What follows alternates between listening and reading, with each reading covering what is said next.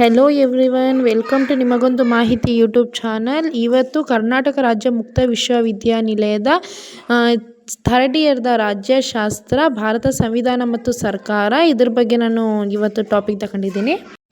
Black first ಘಟಕ 1 ಭಾರತ ಸಂವಿಧಾನ, ಐತಿಹಾಸಿಕ ಹಿನ್ನೆಲೆ ಮತ್ತು ಸಂವಿಧಾನದ ರಚನೆ. ಇದರಲ್ಲಿ ಏನು ಬರುತ್ತೆ?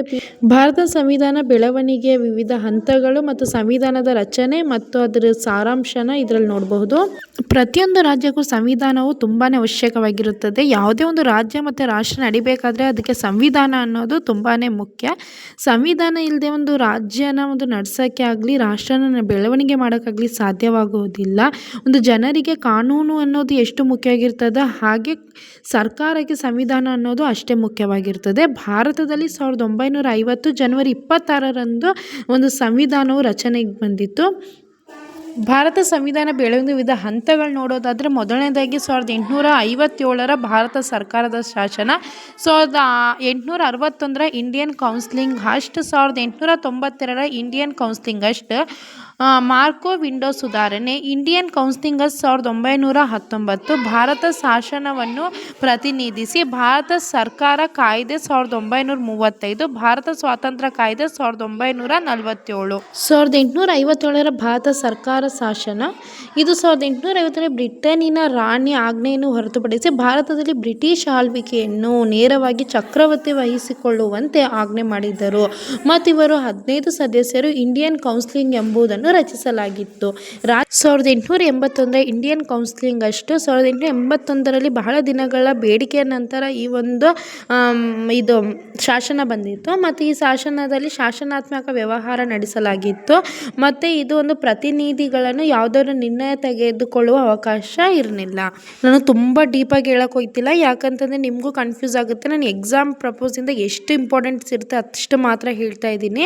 ನಂತರ 1882 ಇಂಡಿಯನ್ ಕೌನ್ಸಿಲಿಂಗ್ ಅಷ್ಟು, ಅದರಲ್ಲಿ ಆಪ್ಷನ್ ಎ ಮತ್ತು 2 ಮತ್ತು ಬಿ ಬರುತ್ತೆ. ಇದರಲ್ಲಿ ಏನು ಬರುತ್ತೆ ಅಂತಂದರೆ ಒಂದು ಖರ್ಚು ವೆಚ್ಚಗಳ ಬಗ್ಗೆ ಮತ್ತು ಜಿಲ್ಲಾ ಬೋರ್ಡ್ಗಳ ಬಗ್ಗೆ ಈ ಒಂದು ಪಾಯಿಂಟ್ಸಲ್ಲಿ ತಿಳಿದಿದೆ. ಮತ್ತು ನೆಕ್ಸ್ಟ್ ಬರೋದು ಫೋರ್ತ್ ಒಂದು ಮಾರ್ಕೋ ವಿಂಡೋ ಸುಧಾರಣೆ. 1909ರಲ್ಲಿ ಇಂಡಿಯನ್ ಕೌನ್ಸಿಲಿಂಗ್ ಅಷ್ಟು ಪ್ರಥಮ ಬಾರಿಗೆ ಮಾರ್ಕೋ ವಿಂಡೋ ಸುಧಾರಣೆ ಜಾರಿಗೆ ತಂದಿತ್ತು. ಮತ್ತು ಪ್ರಾಂತೀಯ ಶಾಸನ ಸಭೆಯ ಸದಸ್ಯರ ಸಂಖ್ಯೆಯನ್ನು ಹೆಚ್ಚಿಸುವುದು, ಅಧಿಕಾರ ವೇತನ ಸಂಖ್ಯೆಯನ್ನು ಹೆಚ್ಚಿಸುವುದು ಇದರ ಒಂದು ಮುಖ್ಯ ಗುರಿಯಾಗಿತ್ತು. ಮತ್ತು ಮತದಾರರ ಪದ್ಧತಿಯನ್ನು ಆಚರಣೆಗೆ ತರುವುದು ಒಂದು ಮಾರ್ಕೋ ವಿಂಡೋ ಸುಧಾರಣೆಯ ಒಂದು ವಿಷಯವಾಗಿತ್ತು. ನೆಕ್ಸ್ಟ್ ನಾವು ನೋಡೋದು ಇಂಡಿಯನ್ ಕೌನ್ಸಿಲಿಂಗ್ ಅಷ್ಟು 1919. ಇದರಲ್ಲಿ ಭಾರತ ಕಾಂಗ್ರೆಸ್ ಪ್ರಥಮ ಮಹಾಯುದ್ಧದ ಸಮಯದಲ್ಲಿ ಬಹಳ ಚುರುಕಾಗಿ ಸರ್ಕಾರ ಜಾಥಾ ಆರಂಭಿಸಿತು. ಈ ಸಾರ್ವತ್ರಿಕ ಬೆಳವಣಿಗೆಗೆ ಪ್ರತಿಸ್ಪಂದಿಸಿ ಬ್ರಿಟಿಷ್ ಸರ್ಕಾರವು ಆಗಸ್ಟ್ 20, 1917ರಲ್ಲಿ ಆಜ್ಞೆಯನ್ನು ಹೊರಡಿಸಿತ್ತು. ಇದರ ಪ್ರಕಾರ ಭಾರತದ ಆಡಳಿತದಲ್ಲಿ ಮಹತ್ತರ ಬದಲಾವಣೆಯನ್ನು ತಂದು ಅಧಿಕಾರಗಳ ಆಡಳಿತಕ್ಕೆ ತಡೆಯೊಡ್ಡಿ ಪ್ರತಿನಿಧಿ ಸರ್ಕಾರ ವ್ಯವಸ್ಥೆಯತ್ತ ಅನುವು ಮಾಡಿಕೊಟ್ಟಿತ್ತು. ನಂತರ ಬರೋದು ಮತ್ತು ಇಂಡಿಯನ್ ಕೌನ್ಸಿಲಿಂಗ್ನಲ್ಲಿ 3 ಪಾಯಿಂಟ್ಸ್ ಬರುತ್ತೆ. ಒಂದನೇದು ಪ್ರಾಂತ್ಯಗಳಲ್ಲಿ ದ್ವಿಸರ್ಕಾರ ಪದ್ಧತಿ, ಪ್ರಾಂತ್ಯಗಳ ಮೇಲೆ ಕೇಂದ್ರದ ಹತೋಟಿ ಸರಕಾರನಿ. ಇನ್ನೊಂದು ಭಾರತ ಶಾಸಕಾಂಗವನ್ನು ಹೆಚ್ಚು ಪ್ರತಿನಿಧಿಸುವುದು. ನೆಕ್ಸ್ಟ್ ಪಾಯಿಂಟ್ ಭಾರತ ಸರ್ಕಾರದ ಕಾಯ್ದೆ 1935. ಇದರಲ್ಲಿ ಬರೋ ಪಾಯಿಂಟ್ಸ್ ನೋಡಿದ್ರೆ ಒಕ್ಕೂಟ ಮತ್ತು ಪ್ರಾಂತೀಯ ಸ್ವಯಂ ಅಧಿಕಾರ, ಕೇಂದ್ರದಲ್ಲಿ ದ್ವಿಸರ್ಕಾರ ಪದ್ಧತಿ. ಭಾರತ ಸರ್ಕಾರ ಕಾಯ್ದೆ 1935ರ ಪಾಯಿಂಟ್ಸು ಒಕ್ಕೂಟ ಮತ್ತು ಪ್ರಾಂತೀಯ ಸ್ವಯಂ ಅಧಿಕಾರ, ಕೇಂದ್ರದಲ್ಲಿ ದ್ವಿಸರ್ಕಾರ ಪದ್ಧತಿ. ನೆಕ್ಸ್ಟ್ ಶಾಸಕಾಂಗದಲ್ಲಿ ಕೇಂದ್ರ ಮತ್ತು ಪ್ರಾಂತ್ಯ ನಡುವೆ ಶಾಸನ ಅಧಿಕಾರ ಹಂಚಿಕೆ, ಫೆಡರಲ್ ಪಟ್ಟಿ, ಪ್ರಾಂತ್ಯಗಳ ಪಟ್ಟಿ ಮತ್ತು ಸಮವರ್ತ ಪಟ್ಟಿ, ಇದು 3 ಇದರಲ್ಲಿ ಬರುತ್ತೆ. ನೆಕ್ಸ್ಟ್ ಭಾರತ ಸ್ವಾತಂತ್ರ್ಯ ಕಾಯ್ದೆ 1947. ಇದರ ಒಂದು ಮುಖ್ಯಾಂಶ ಬ್ರಿಟಿಷ್ ಸಂಸತ್ತಿನ ಸಾರ್ವಭೌಮತ್ವ ಮತ್ತು ಹೊಣೆಗಾರಿಕೆ ಕೊನೆ, ಚಕ್ರವರ್ತಿಗೆ ಇದ್ದ ವೀಟೋ ಅಧಿಕಾರ ಕೊನೆ ಮತ್ತು ಸಂಯುಕ್ತ ಶಾಸಕಾಂಗದ ಸಾರ್ವಭೌಮತೆ, ಇದಿಷ್ಟು ಬರುತ್ತೆ. ನೆಕ್ಸ್ಟ್ ಸಂವಿಧಾನದ ರಚನೆ. ಸಂವಿಧಾನದ ರಚನಾಕಾರರು ಸಂವಿಧಾನವನ್ನು ರಚಿಸಲು 3 ವರ್ಷ ಕಾಲಾವಧಿ ತೆಗೆದುಕೊಂಡರು. ನಂತರ 3 ವರ್ಷ ನಂತರ ಜನವರಿ 26, 1950ರಂದು ಸಂವಿಧಾನ ಜಾರಿಗೆ ತರಲಾಯಿತು. ಸಂವಿಧಾನ ರಚನೆಯ ಪ್ರಕ್ರಿಯೆಯನ್ನು ಈ ಕೆಳಕಂಡಂತೆ ವಿವರಿಸಲಾಗಿದೆ.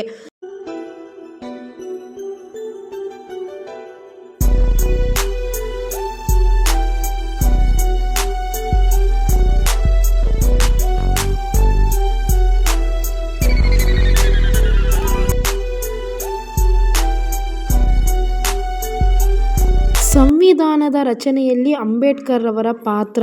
ಸಂವಿಧಾನ ಅಂತಾನೆ ನಮಗೆ ಕೇಳಿದ ತಕ್ಷಣ ನಮ್ಗೆ ನೆನಪಾಗೋದೇ ಮೊಟ್ಟ ಮೊದಲು ಅಂಬೇಡ್ಕರ್ ಅವರಲ್ವಾ.